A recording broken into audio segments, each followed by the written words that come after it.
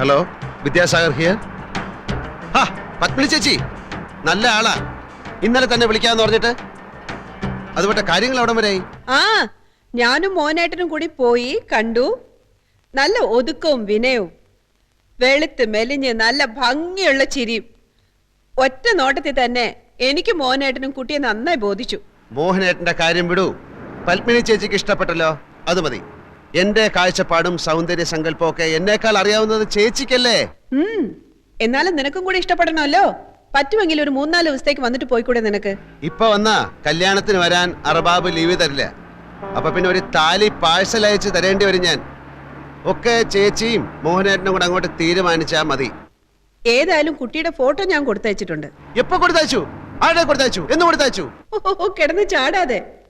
നിന്റെ കൂട്ടുകാരൻ സൈനുദ്ദീന്റെ സിസ്റ്റർ സോണിയ അല്ലേ? അവളും ഹസ്ബൻഡും കൂടി യാത്ര പറയാൻ വന്നിരുന്നു മെനിഞ്ഞാന്ന് രാത്രിയില്. കയ്യോട് കൊടുത്തയച്ചിട്ടുണ്ട്. ഫോട്ടോ ഇപ്പൊ സൈനുദ്ദീന്റെ കൈ കിട്ടിക്കാണല്ലോ. അവൻ പറഞ്ഞില്ലേ? അവൻ പറഞ്ഞില്ല. കള്ള നമുക്ക് മറന്നു കാണും. ഞാൻ പിന്നെ വിളിക്കാം. ഇവിടെ പെട്ടെന്ന് കുറച്ച് ഭയങ്കര തിരക്കിലായിപ്പോയി.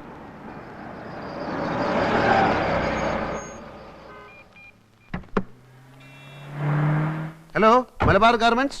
ആര്? വിദ്യാർത്ഥനോ? ചൈനക്കുണ്ടല്ലോ, കൊടുക്കാം. ഫോൺ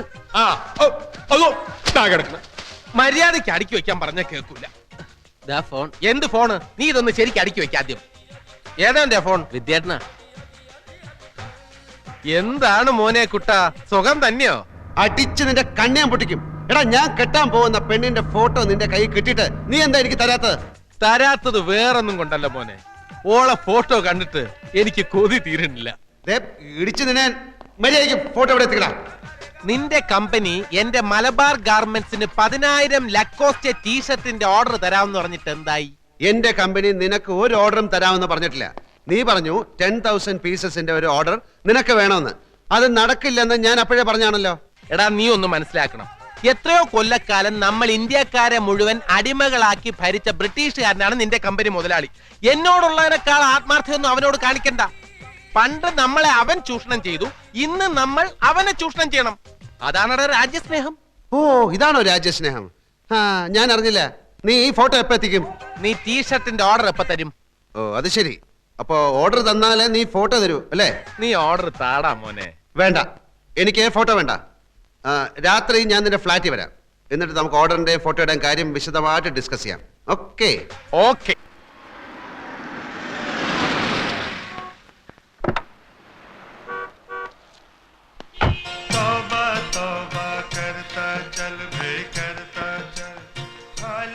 എന്റെ അല്ലോ, രാത്രി ഫ്ലാറ്റിൽ വരാമെന്ന് ഞാൻ പറഞ്ഞില്ലായിരുന്നെങ്കിലേ നിന്നെ ഇപ്പൊ ഇങ്ങനെ കൈയോടെ പിടികൂടാൻ സാധിക്കില്ലായിരുന്നു.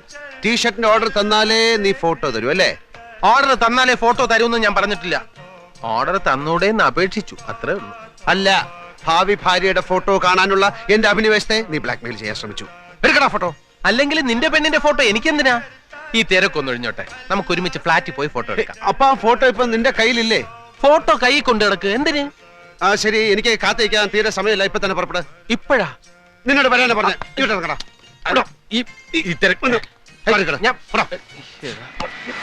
ഫോട്ടോ ഒക്കെ എടുത്തു തരാം. നീ ആദ്യം ഈ കൈ ഒന്ന് വിട്. വേണ്ട, വേല കയ്യിലിരിക്കുന്നാലേ.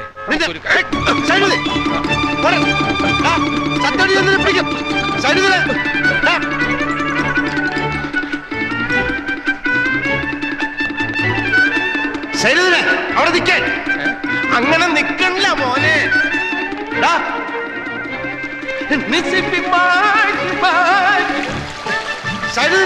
ഇങ്ങോട്ട് ഇറങ്ങി വരാൻ.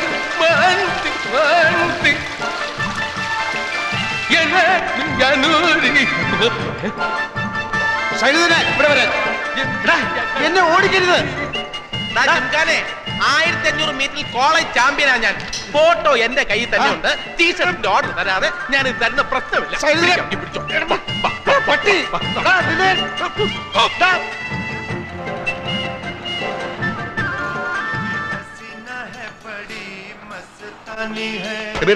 സൈനുദ്ദീൻ ഇങ്ങോട്ട് വന്നാ? ഇല്ല, നിങ്ങൾ ഒന്നിച്ചല്ലേ പോയത്? അവനെ ഇപ്പൊ എന്റെ കൈ കിട്ടിയല്ലോ. അവൻ ബാലുവിന്റെ അടുത്ത് കാണുമായിരിക്കും. അവനെ പിടിക്കാതെ വിടില്ലെന്ന് പറഞ്ഞേക്ക്. കുട്ടിയുടെ ഫോട്ടോ ഉഷാറായിട്ടാ. നീ കണ്ട? കണ്ടല്ലോ, നല്ല അസല് കുട്ടി.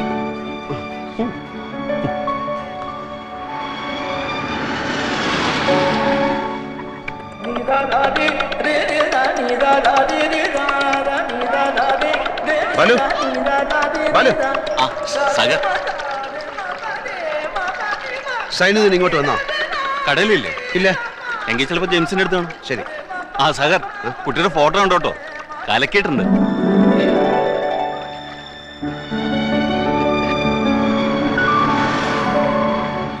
സൈനുദ്ദീൻ വന്നാ? ആ വന്നിട്ട് പോയി.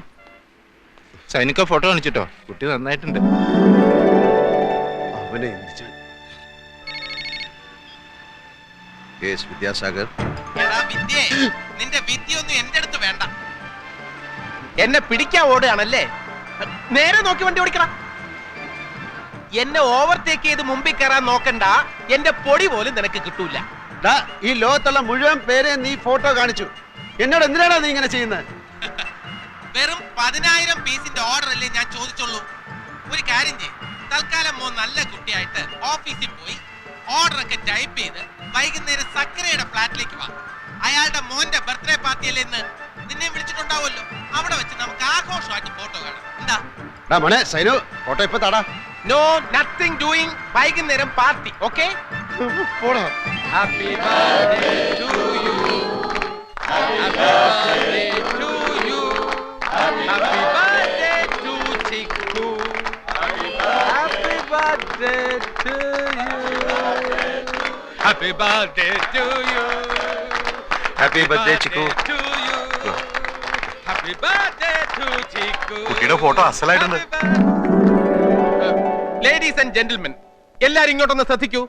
സക്കറിയ ദമ്പതികളുടെ മകൻ ചിക്കുവിന്റെ ജന്മദിനം ആഘോഷിക്കാനാണല്ലോ നമ്മൾ ഇവിടെ ഒത്തുകൂടിയിരിക്കുന്നത്. നമ്മൾ മലയാളികൾ ഇതേപോലുള്ള ആഘോഷങ്ങളിൽ ഒന്നിച്ചു കൂടും, വെടിപറയും, ഭക്ഷണം കഴിക്കും, പിരിഞ്ഞു പോകും. അതോടെ തീർന്നു. നമ്മൾ മലയാളികൾക്ക് ഒത്തൊരുമയില്ല. പരസ്പര സഹകരണം എന്ന വാക്ക് നമ്മുടെ നിഘണ്ടുവിലേ ഇല്ല. അങ്ങോട്ടും ഇങ്ങോട്ടും നമ്മൾ ഒരു സഹായവും ചെയ്യില്ല. ഞാനിത് പറയാൻ കാരണം, വിദ്യാസാഗർ നമ്മുടെയൊക്കെ കൂട്ടുകാരനാണ്. അവൻ കെട്ടാൻ പോകുന്ന പെണ്ണിന്റെ ഫോട്ടോ ദാ എന്റെ കയ്യിലുണ്ട്. വരട്ടെ. അവന്റെ കമ്പനി എനിക്ക് കുറച്ച് ടീഷർട്ടിന്റെ ഓർഡർ തന്നാലേ ഈ ഫോട്ടോ ഞാൻ അവന് കൊടുക്കൂന്ന് പറഞ്ഞിട്ടുണ്ട്. നിങ്ങൾക്കറിയാം, അവൻ എന്നെക്കാൾ ആരോഗ്യമുള്ളവനാണ്. അതുകൊണ്ട് ഈ ജിങ്കാന ഒരു ആക്രമണത്തിന് മുതിരുകയാണെങ്കിൽ നിങ്ങൾ എല്ലാവരും ചേർന്ന് എന്നെ രക്ഷിക്കണമെന്ന് അഭ്യർത്ഥിക്കുകയാണ്. വന്ന് എന്റെ ചുറ്റും നിൽക്കൂ പ്ലീസ്. അവൻ ആക്രമണത്തിന് മുതിർന്നു കഴിഞ്ഞു. എല്ലാവരും എന്നെ രക്ഷിക്കാൻ തയ്യാറെടുത്തോളൂ. നീ ഫോട്ടോ എടുക്ക. ഓർഡർ എടുക്ക്. നീ ഫോട്ടോ എടുക്കടാ. ഓർഡർ എടുക്കാൻ. എന്നാ ഫോട്ടോ ഓർഡർ എടുക്ക്. ഫോട്ടോ തന്നാലേ ഓർഡർ തരൂ, അല്ലെങ്കിൽ നീ ഇനി എന്നെ ബ്ലാക്ക്മെയിൽ ചെയ്യും. ആ കവറിനുള്ളിൽ ഓർഡർ ആണെന്ന് അറിഞ്ഞാലേ ഫോട്ടോ തരൂ. നിനക്ക് എന്നെ വിശ്വാസമില്ലേ? ഇല്ല. വിശ്വാസമില്ല? എടാ, ഒരു സുഹൃത്ത് മറ്റൊരു സുഹൃത്തിനെ വിശ്വസിക്കണം. ഓർഡർ തരാത്ത കൂട്ടുകാരന്മാരെ വിശ്വസിക്കാൻ പാടില്ല.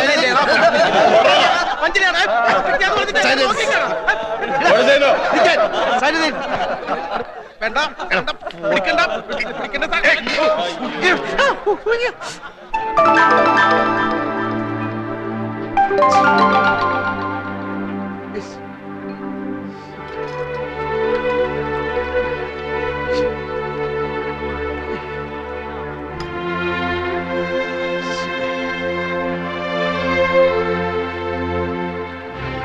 അല്ലോ, നല്ല കുട്ടിയായിരുന്നു.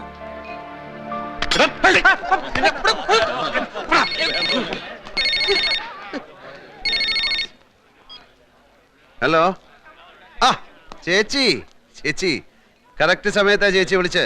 ചേച്ചി കൊടുത്തയച്ച ഫോട്ടോ കിട്ടി, വളരെ നന്നായിട്ടുണ്ട്. അവളിപ്പോ ചിക്കൻ മസാല കിടന്ന് വെന്ത് തിളച്ച് നല്ല പരുവായിട്ടുണ്ട്. അവളിനി കല്യാണം കഴിക്കാൻ കൊള്ളത്തില്ല, കഴിക്കാനേ കൊള്ളാവൂ. അത് ശരി. ഛേ, ഇതിനാണ് ഇത്രയും കഷ്ടപ്പെട്ട് ഫോട്ടോ അങ്ങോട്ട് അയച്ചത്. ആ സൈനുദ്ദീന്റെ തലക്കിട്ട് 2 കിഴുക്ക് കൊടുക്ക്. ഇനിയിപ്പോ രണ്ടാമത് അവിടെ ചെന്ന് ഫോട്ടോ എങ്ങനെയാ ചോദിക്കുക? ഹേ വേണ്ട, ഇനി ഫോട്ടോ അയക്കൊന്നും വേണ്ട. ഈ ദുബായിൽ ഞാൻ ഒഴിച്ച് മറ്റെല്ലാവരും ഫോട്ടോ കണ്ടു. ചേച്ചിയുടെ സെലക്ഷൻ വളരെ നന്നായിട്ടുണ്ടെന്നാണ് പറയുന്നത്. കണ്ടത് മനോഹരം, കാണാത്തത് അതിമനോഹരം എന്നാണല്ലോ. കാണാത്തതുകൊണ്ട് അതിലില്ലാത്ത സങ്കല്പത്തിന്റെ തേരിലേറി എനിക്ക് എത്ര വേണമെങ്കിലും സഞ്ചരിക്കാം.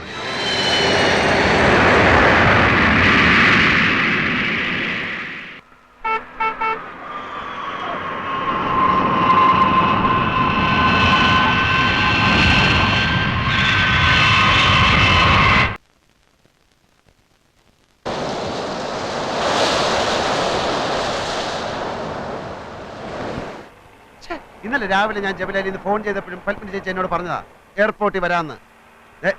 സത്യം പറ മോനേട്ടാ, ഇതിനിടയിൽ എന്തെങ്കിലും വഴക്കോ പിണക്കോ എന്തെങ്കിലും ഉണ്ടായോ? ഒന്നും ഉണ്ടായില്ല. പിന്നെ എന്തുകൊണ്ട് പത്മിനി ചേച്ചി പിള്ളേരെ എന്നെ റിസീവ് ചെയ്യാൻ എയർപോർട്ടിൽ വന്നില്ല? നമ്മൾ വീട്ടിലേക്കാണല്ലോ പോകുന്നത്. അത് ശരിയായൊരു ഉത്തരവല്ലല്ലോ. അതൊക്കെ പോട്ടെ, ഒരുക്കങ്ങളൊക്കെ ആയോ? എനിക്ക് 3-4 ദിവസം മുമ്പ് വേണമെങ്കിൽ വരാമായിരുന്നു, പക്ഷെ ഞാൻ വേണ്ടെന്ന് വെച്ചു. വന്നാൽ ചിലപ്പോ എന്റെ കൺട്രോള് പോയി ഒന്നവളെ കാണണമെന്ന് തോന്നിയാലോ. ഫോട്ടോ ചിക്കൻ മസാല വീണപ്പോ തന്നെ ഞാൻ വിചാരിച്ചു ഇതൊരു പുതുമയാവട്ടെ. കല്യാണ പെണ്ണിനെ കല്യാണ പന്തൽ ആ നിമിഷം ആദ്യമായി കാണുക, അതൊരു ത്രില്ലല്ലേ. മോനേട്ടൻ കുട്ടിയെ പറ്റി ഒന്നും പറഞ്ഞില്ല. ധാരാളം സംസാരിക്കുന്ന ടൈപ്പാണോ അതോ മിണ്ടാ പൂച്ചയാണോ? ഫ്ലൈറ്റ് ടേക്ക് ഓഫ് ചെയ്യാനുള്ള അനൗൺസ്മെന്റ് കേട്ടപ്പോൾ ഞാൻ ഓടുകയായിരുന്നു. അതുവരെ ചില ചില്ലറ ഷോപ്പിങ്ങിൽ ഞാൻ മുഴുകിയിരിക്കുകയായിരുന്നു. ഭംഗിയുള്ള ചില ലേഡീസ് വാച്ചുകൾ, കമ്മലുകൾ. ആർക്കാണെന്ന് പറയണ്ടല്ലോ. എന്റെ കൂടെ ജോലി ചെയ്യുന്ന രാമനാട്ടുകരയിലുള്ള ഒരു വാസുദേവൻ, അവൻ പെണ്ണിന്റെ കഴുത്തിൽ താലി കെട്ടിയപ്പോ കൈ വറച്ചത് അവിടെയൊക്കെ പാട്ടാ. വീഡിയോ ക്യാഷിൽ ആ ഭാവം മാറ്റി കളഞ്ഞു. അങ്ങനെ കല്യാണ ക്യാഷിൽ ഇപ്പൊ താലി കെട്ട് മാത്രമില്ല. എനിക്കങ്ങനെ ഒരു പ്രശ്നമേ ഉണ്ടായിരുന്നു. പക്ഷെ 10,000 പേര് ആ സമയത്ത് നമ്മളെ മാത്രം ഇങ്ങനെ നോക്കി നിൽക്കുമ്പോ അതൊക്കെ നമ്മൾ എന്തിനാ ശ്രദ്ധിക്കുന്നല്ലേ? മോഹനേട്ടന് ടെൻഷൻ ഉണ്ടായിരുന്നോ? ഓർമ്മയില്ല.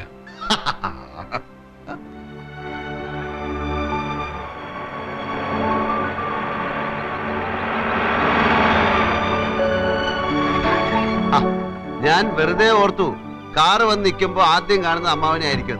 നിന്റെ യാത്രയൊക്കെ സുഖമായിരുന്നോ? ബാല, ഈ സാധനമൊക്കെ എടുത്ത് അകത്ത് വെക്കി. പന്തല് കൊള്ളാം, കുറച്ചുകൂടെ അലങ്കാരങ്ങളാകാമായിരുന്നു അല്ലേ? നീ അകത്തോട്ട് കയറി. ഒരു കല്യാണത്തിന്റെ തലേ ദിവസം കാണേണ്ട ഒച്ചയും ബഹളമൊന്നും ഇവിടെ കാണുന്നില്ലല്ലോ. ഓ, നിങ്ങളൊക്കെ ഇവിടെ ഉണ്ടല്ലേ. നിങ്ങക്ക് ഇളയച്ചനോടുള്ള പഴയ സ്നേഹമൊക്കെ പോയി. എന്താ എയർപോർട്ടിൽ വരാത്തെ? അതിന് ശിക്ഷയുണ്ട്. ചോക്ലേറ്റ്സ് ഉടുപ്പൊന്നും തരില്ല. എവിടെ അമ്മ? ആ, റൈറ്റ് ടൈമിന് ഫ്ലൈറ്റ് എത്തിയോ? കുശല പ്രശ്നങ്ങളിൽ എനിക്ക് തൽക്കാലം താല്പര്യമില്ല. പത്മിനി ചേച്ചി എന്നെ വഞ്ചിച്ചു. മാധവിയമ്മ കുറച്ച് ചായ ഹീറ്റർ ഓൺ ചെയ്തിട്ടുണ്ട്, ചെന്ന് കുളിക്ക്. ഈ തണുത്ത സ്വീകരണത്തിന്റെ അർത്ഥം എനിക്ക് മനസ്സിലാകുന്നില്ല. അറിഞ്ഞോ അറിയാതെ ഞാൻ എന്തെങ്കിലും തെറ്റ് ചെയ്തോ? ഇവരൊന്നും കഴിച്ചിട്ടില്ല കേട്ടോ. ബ്രേക്ക്ഫാസ്റ്റ് എടുത്ത് വെക്കി.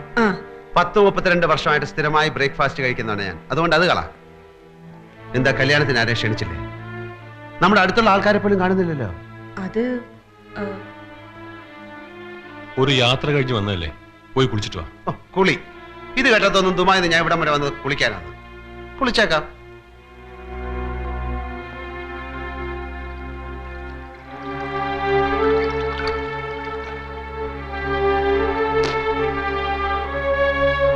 കുളി കഴിഞ്ഞു, ബ്രേക്ക്ഫാസ്റ്റ് കഴിച്ചു.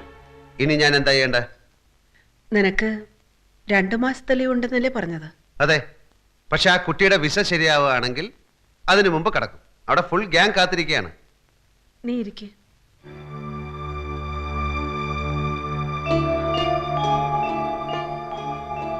എല്ലാം ശാന്തമായി ക്ഷമയോടെ നീ കേൾക്കണം. ഒന്നും സംഭവിച്ചിട്ടില്ല എന്ന് തന്നെ വിചാരിച്ചാൽ മതി. അല്ലെങ്കിൽ സംഭവിച്ചതൊക്കെ നിന്റെ നന്മ കൊണ്ടാണെന്ന് കരുതിയാൽ മതി. കല്യാണത്തിന് ശേഷമായിരുന്നെങ്കിൽ എന്തായിരുന്നു എന്റെ സ്ഥിതി? 2 മാസം ഉണ്ടല്ലോ. പത്മിനി ചേച്ചി നിനക്ക് വിശ്വാസം ഉണ്ടെന്ന് അറിയാവുന്ന കൊണ്ട് പറയാണ്. ഇതിനേക്കാൾ നല്ലൊരു പെൺകുട്ടിയെ നിനക്ക് ഞങ്ങൾ കണ്ടുപിടിച്ചു തരും. ഇന്നലെ രാത്രി ഫോൺ വരെ ഉണ്ടായത് അവരുടെ വീട്ടിൽ നിന്ന്. ആ കുട്ടി മറ്റാരോ ആയി സ്നേഹത്തിലാണെന്നും അയാളുടെ കൂടെ ആരും അറിയാതെ ഒളിച്ചോടി പോയിരുന്നു.